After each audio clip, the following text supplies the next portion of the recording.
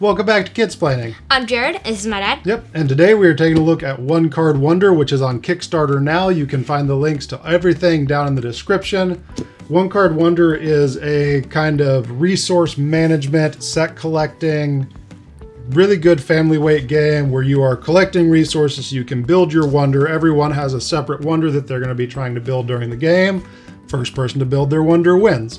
So the gist of how you play the game, each round you can do 4 things. You can produce, you can claim, you can build, you can sell. So to produce, you reach into this bag, you pull out 3 resource cubes, which all of these would be in the bag. You pull out 3, you put 2 on your player mat, you put 1 over here in the common resource area.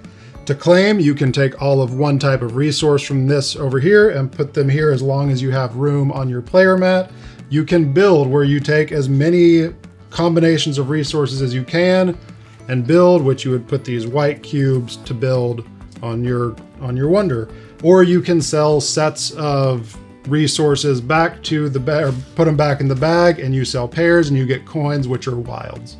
So that is the basic overview of how to play the game. There's some other things. You can build these obelisks for different advanced kind of things that help each player, and the different player mats have different advanced options that go along with those, but you can learn all of those ins and outs of it when you get the game and play it. But for now, we just wanted to go over the basics of the game so we can tell you what we thought of it. And Jared, what was your initial thoughts on this game?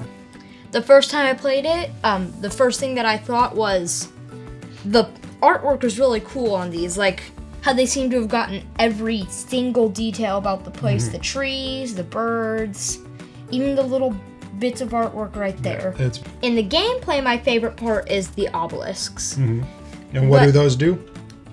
You can pay the resources that are right here to put your obelisk on it, and then you're able to use that action when you do the action right there. It adds to it, or if it's a new action or immediately, you do what it says there. Okay. So for the new action, it's an extra action. For the immediately, you just do it right then. And why did you like having those in the game?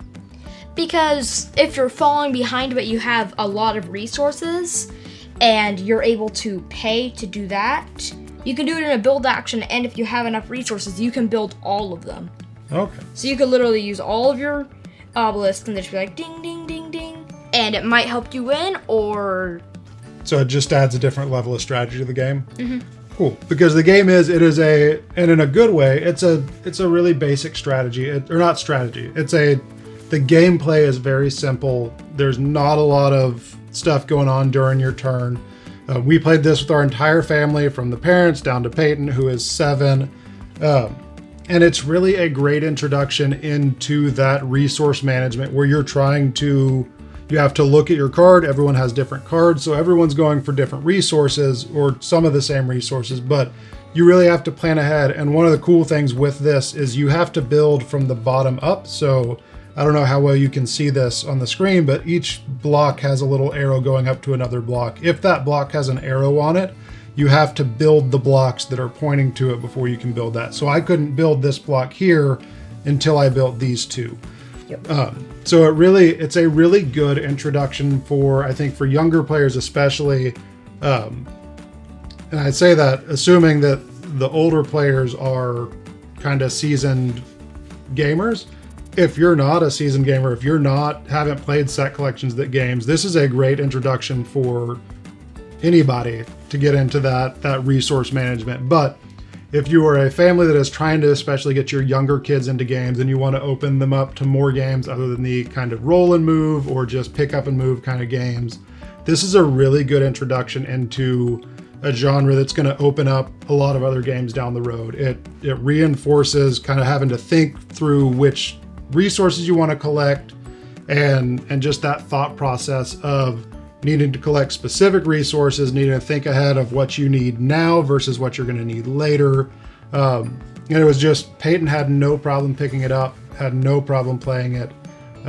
All of us picked it up really quick. I think Jared even taught me. I played the second or third game that we played, and I was able to sit down and Jared taught me the game before we played. It's that easy to play. But it's got enough that it's not boring. It's not overly simple. It's really fun to play. There's different strategies. So how'd you feel about the strategy? How'd you feel about the complexity of the game? It's really straightforward. You're trying to finish building this. You're trying to finish putting your cubes on the card so that you can finish building it and basically use it to get money to lord over other players. That's not actually in the game, but from what I got from the flavor text, that's what you're doing. Yes, that's what you're doing.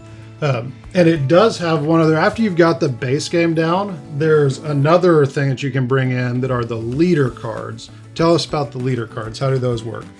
And every single one of them is different and have different powers, but just in general, how do the leader cards work? So at the beginning of the game, each player gets one leader, and they don't tell the other player what the leader is until they decide to use it, if they decide to use it. And the leader cards just give everyone a unique special ability that they can do once? Yes. Okay. It's immediate. It's immediately used when you flip it over, and if the other players are able to, they can defeat your leader by using that price right there. Right. So the leader cards add a really cool element of strategy, and you have to think about when the best time is to use them. Other players can defeat them if they want, and they can pool their resources to defeat them. So if one player can't defeat it on their own, everyone could come together and say, hey, we think that's going to change the game for everybody, or give Jared or Peyton or whoever's using it too big of an advantage. So let's all pool our resources so that we can defeat that. And one thing I like about those is whoever plays the leader card, if they get defeated, they receive the cost of defeating the leader card. So if Jared plays that card and we all spend 4 coins to defeat it, he gets those 4 coins. So it's not, they still get something out of it. I think that's a really cool element of this game. I haven't seen that in a lot of places. A lot of times it's just like, hey, we're going to do this, and it just goes back to the supply. I think rewarding a player for being defeated by everyone else, even though they don't get to do what they wanted to do, they still get something. So it's not just a complete wash if you get defeated by the other players in that way. So final thoughts on the game, Jared. What do you think about it? Why should someone take a look at it? Why should someone go and look at the Kickstarter and think about adding this game to their collection?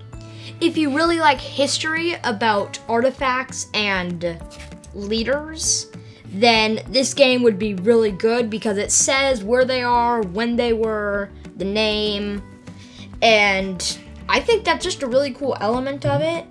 I also really like I said, I really like the obelisks. The artwork on them is really cool. Mm-hmm.